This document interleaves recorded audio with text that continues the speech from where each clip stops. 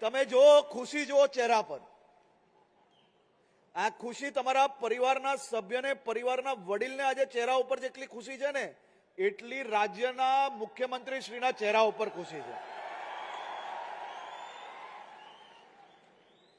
અને આ જ દર્શાવે છે કે રાજ્યના મુખ્યમંત્રી શ્રી જ્યારે ડાયરેક્ટ સામાન્ય યુવાનો જોડે, રાજ્યના સૌ સાથીઓ જોડે જો એમનો દિલનો લગાવ એટલો જોડાયેલો હોય તો રાજ્યની અંદર આજે 45,000 લોકોની માત્ર 40 દિવસની અંદર જે એનાયત પત્ર આપવામાં આવ્યા છે એનું સૌથી મોટું કારણ હોય તો એમની લાગણી અને આપ સૌ માટે જે પ્રેમ છે એ છે.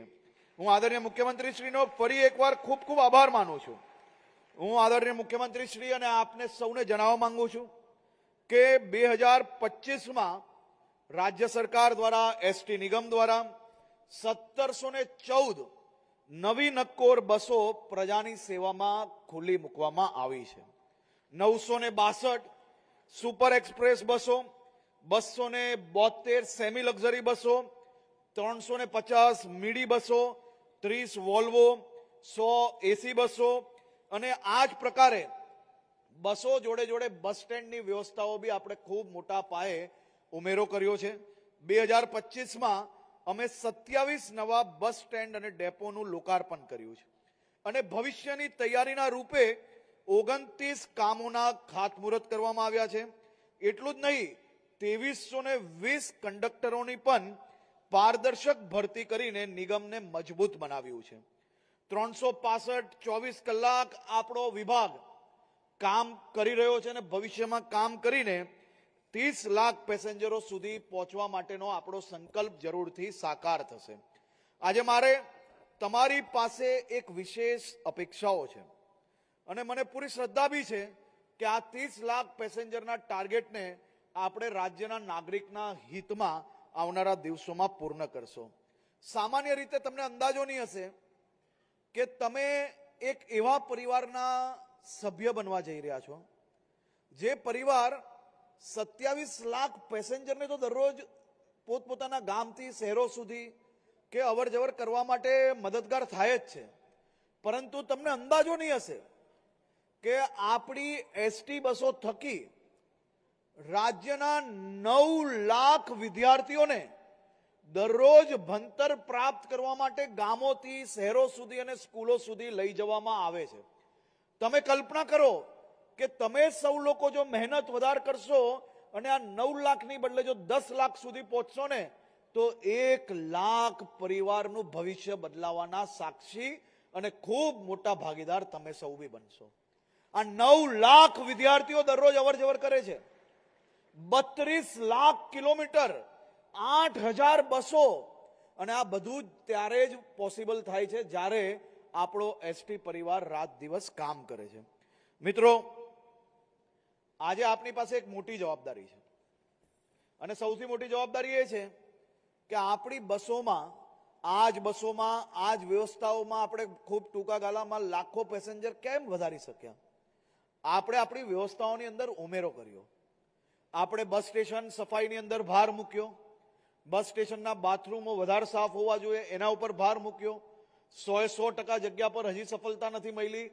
આપણે લોકોએ સંકલ્પ લેવાનો છે કે આપણી જવાબદારી જ્યાં છે ત્યાં વધુમાં વધુ સ્વચ્છતા ઉપર ધ્યાન આપશો. આપણે જે બસ સ્ટેશનોમાં લોડ વધારે છે ત્યાં બાથરૂમ, ટોયલેટ વધારવાનું કામગીરીને આગળ વધારી છે. આપણી બસોને વધુમાં વધુ સ્વચ્છ રાખવાનું કામ કરી છે. આપણે આખા વર્ષ સુધી સંકલ્પ લઈને બસોની અંદર ફાટેલી સીટ હોય તો એને રિપેર કરાવી છે. ડેન્ટિંગ પેન્ટિંગની કામગીરી બરાબર ચલાવડાવી છે. ત્યારે આપણે એસટીની ઇમેજને વધારો કરવામાં સફળતા પ્રાપ્ત થઈ છે. હવે આજે આપ સૌ લોકોને રાજ્ય સરકારના ભાગ બનવાનો અવસર મળ્યો છે, પરંતુ જો આપણે એને એક સામાન્ય નોકરીની જેમ માનશો ને તો એની અંદર કોઈ નવો ફરક નહીં પાડી શકીએ. પરંતુ જેની જે જવાબદારી છે, અગર કોઈની જવાબદારી કંડક્ટરની હોય અને એ વ્યક્તિ જ્યારે અગર એક વડીલ સીડી ચડતા હોય બસના અને હાથ પકડીને જો એને સીટ પર બેસાડ લેશે તો એસટીનું નામ જરૂરથી ઉજ્જવલ થશે અને તમને સૌ લોકોને બી ભવિષ્યમાં આશીર્વાદ મળશે. આપણે આને એક સામાન્ય નોકરી નહીં માનતા, આપણે હજારો લોકોને પોતપોતાના સુખ દુઃખના સમયે એમને એમના સ્થાને પહોંચાડવા માટે કે ઝડપથી જે કોઈ જગ્યા પર જવાનું હોય ત્યાં પહોંચાડવા માટે આપણે જ્યારે સહભાગી બનતા હોઈએ ને તો એના સારા કામમાં ક્યાંક તમારું બી સારું કર્મ જરૂરથી બંધાશે. તો આપ સૌ લોકો સારામાં સારી કામગીરી કરો એવી આપ સૌને શુભકામનાઓ. ખૂબ ખૂબ આભાર.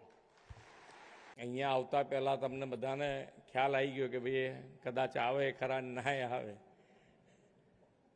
પણ મારી લાગણી હતી કે ભાઈ પહોંચાય તો પહોંચવું છે, કે ભાઈ આજે તમને આટલા બધાને મળવાનો અવસર અને એક સારા કાર્ય, જ્યારે સારું કાર્ય થતું હોય એના સહભાગી થઈએ તો જેમ કીધું ને કે ભાઈ આંગળી ચીંધ્યાનું પૂન આપણી સંસ્કૃતિમાં છે, તો આ તો કેટલું મોટું પૂન મળે બધાને.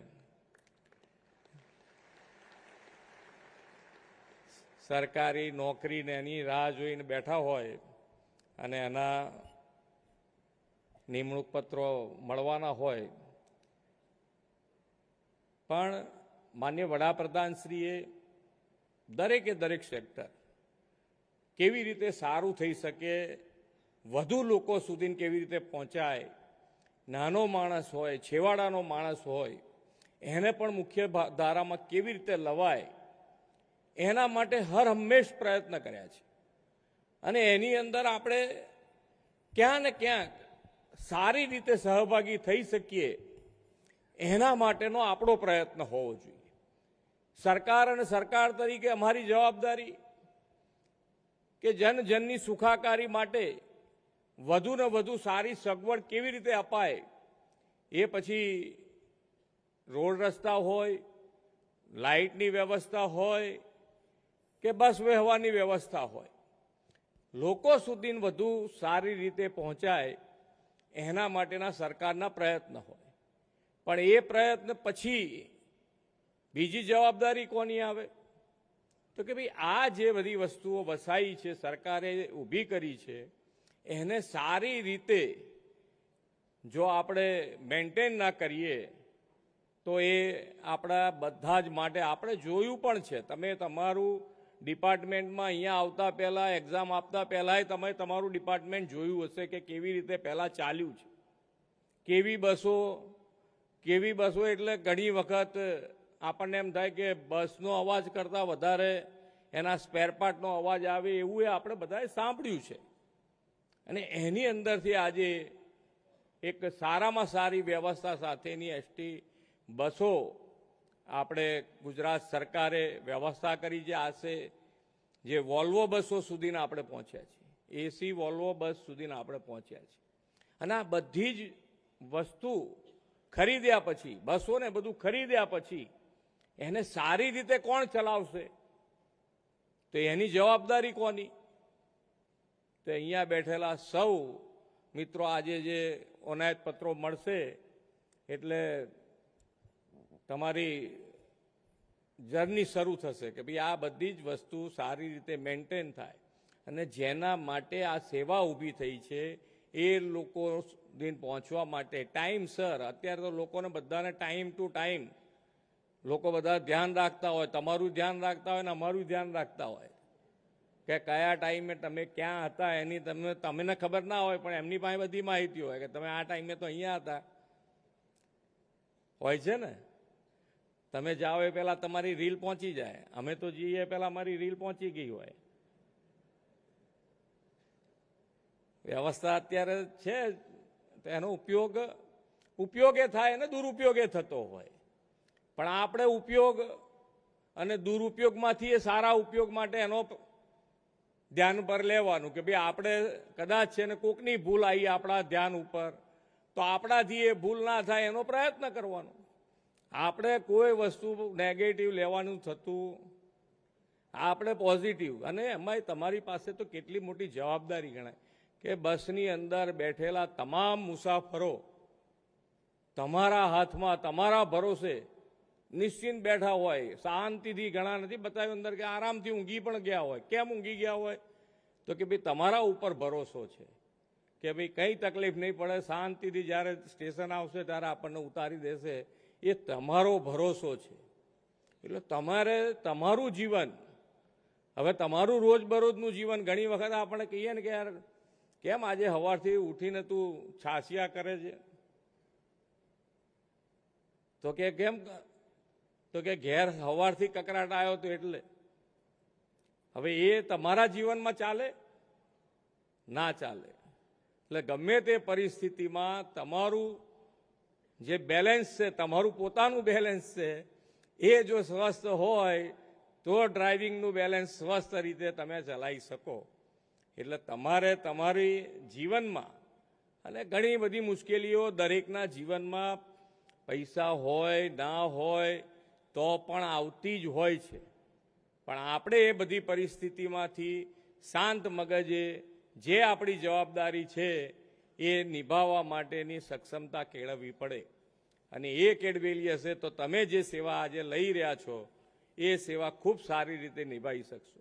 અને એ તમે જે સેવા નિભાવી રહ્યા છો એની ઉપર સરકારની ઇમેજ પણ બનતી હોય છે.